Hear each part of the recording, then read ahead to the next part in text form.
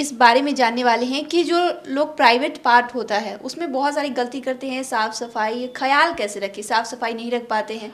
आपको बताना चाहूँगी स्किन जो प्राइवेट पार्ट्स के बीमारियां हैं, चमड़ी में होने वाली बीमारियां हैं, ये सारा स्किन मतलब डर्मेटोलॉजी का ही भाग है या स्किन में ही इसकी बीमारियां कंसिडर की जाती है। तो साफ सुथरापन सबसे ज़्यादा ज़रूरी है।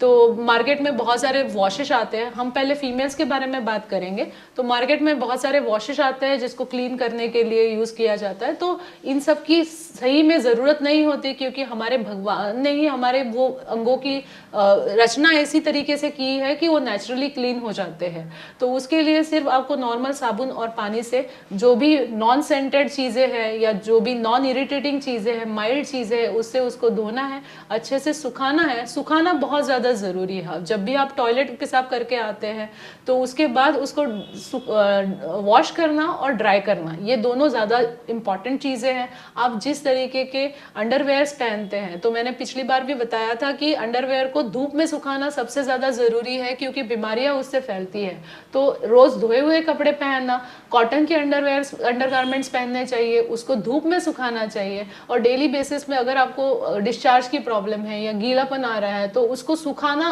बहुत ज़्यादा ज़रूरी है, और चेंज करना फ्रीक्वेंटली वो भी ज़्यादा ज़रूरी है। हर उम्र में हर चीज़ों की नीड अलग अलग रहती है। जैसे हमारे हार्मोन्स है, स्ट्रेस है, या आपका पोस्चर कैसा है, आप किस तरीके के कपड़े पहनते हैं, तो इसकी वजह से पसीना आना और बहुत सारी चीज़ें जो है अफेक्ट करती है जेनिटल हाइजीन पे। तो इनका ध्यान रखना ज़रूरी है। इसके अलावा प्यूबिक हेयर को भी हटाने के लिए लोग रेजर वगैरह का इस्तेमाल करते हैं। तो सबसे ज़्यादा आसान चीज़ है प्यूबिक हेयर को ये करना। तो उसको हम ट्रिम कर सकते हैं, काट सकते हैं। वो छोड़ के मार्केट में क्रीम्स आते हैं, रेज़र इस्तेमाल कर सकते हैं। एक्चुअली वो एक शॉक एब्जॉर्बर है, तो वो भगवान ने कुछ सोच के ही बनाया है। जब हमारी सेक्सुअल लाइफ शुरू होती है, हमारे शरीर में हार्मोनल चेंजेस होते हैं, तो उसके साथ वहाँ पे बाल आना शुरू हो जाते हैं। वो वहाँ पे प्रोटेक्शन प्रोवाइड करते हैं। फिर भी आप इसको कॉस्मेटिकली रिमूव कराना चाहते हैं तो उसके लिए हमारे पास लेजर्स है। वैक्सीन से ज़्यादा लेज़र एक इफेक्टिव तरीका है, और सबसे ज़्यादा हर कोई जिसको इस्तेमाल कर सकता है, तो आप उसको काट सकते हैं। तो वो एक आसान तरीका है। आजकल ये बिकनी हेयर को रिमूव करने का बहुत ये चला है, पार्लर में बहुत घंटे टाइम बिताने हैं। तो वहाँ से जो प्रोडक्ट्स यूज़ होते हैं वो हानिकारक है या फिर?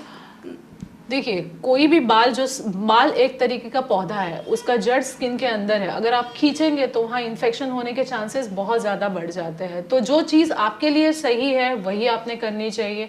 प्रोडक्ट्स आपको सूट करेंगे वो, क्योंकि एक सेंसिटिव एरिया है। बहुत बार हमारे गुप्तांगों में कोई कोई बीमारियाँ रहती हैं, या बहुत बार ऐसा होता है जैसे कि हमारे हार्मोन्स की वजह से कभी फंगस का इन्फेक्शन हो जाता है, डिस्चार्ज हो जाता है, या जो हमारे पार्टनर्स है उससे हमें बहुत बार कोई बीमारियां मिलती है, हम उन्हें ट्रांसमिट करते हैं। तो ये सारी चीज़ों का ख्याल रखना इसके साथ बहुत ज़रूरी है। हम एक वीडियो में ये डिस्कस करेंगे कि गुप्त रोग के बारे में डिस्कस करेंगे।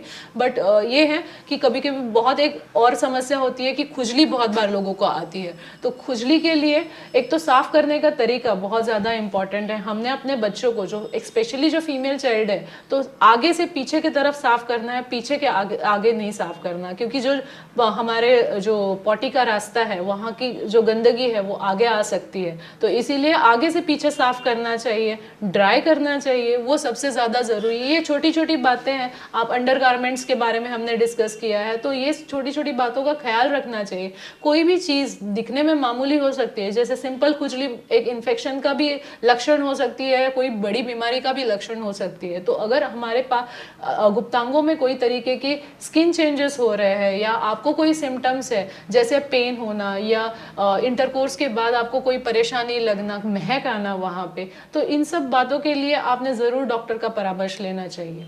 इसके अलावा पीरियड्स में पैड्स का यूज़ किया जाता है, तो वो उसको वो ठीक रहे या फिर ज़्यादा गीलापन ना हो, इसके लिए क्या कर सकते हैं? बहुत अच्छा सवाल पूछा है रिया जी आपने। पीरियड्स में जो हम पैड यूज़ करते हैं उसको एक तो फ्रीक्वेंटली बदलना चाहिए, 4 से 6 घंटे में। बहुत गीलापन वहाँ पे रहेगा तो इन्फेक्शन के चांसेस बढ़ जाते हैं, फंगल इन्फेक्शन के चांसेस बढ़ जाते हैं। दूसरा, खुजली आ सकती है। तो एक तो अंडर गारमेंट्स चेंज करने चाहिए और पैड भी फ्रीक्वेंटली चेंज करने चाहिए। उसके कुछ ऑप्शंस आते हैं, जैसे टैम्पॉन है, तो टैम्पॉन एक तरीके का स्किन में हम गुप्तांग में इंसर्ट करते हैं तो उसको फ्रीक्वेंटली बदलना बहुत ज़्यादा ज़रूरी है। तीसरी चीज़ आती है सबसे ज़्यादा इको फ्रेंडली, अगर कुछ हम बोले जा सकते हैं तो एक मेंस्ट्रुअल कप आता है, आप लोगों ने इसके बारे में पढ़ा होगा, सुना होगा, तो वो इको फ्रेंडली भी है और इसको मतलब शुरुआत के समय में आपको परेशानी हो सकती है मगर वो आपको गीलापन नहीं देता, तो वो भी एक अच्छा तरीका है।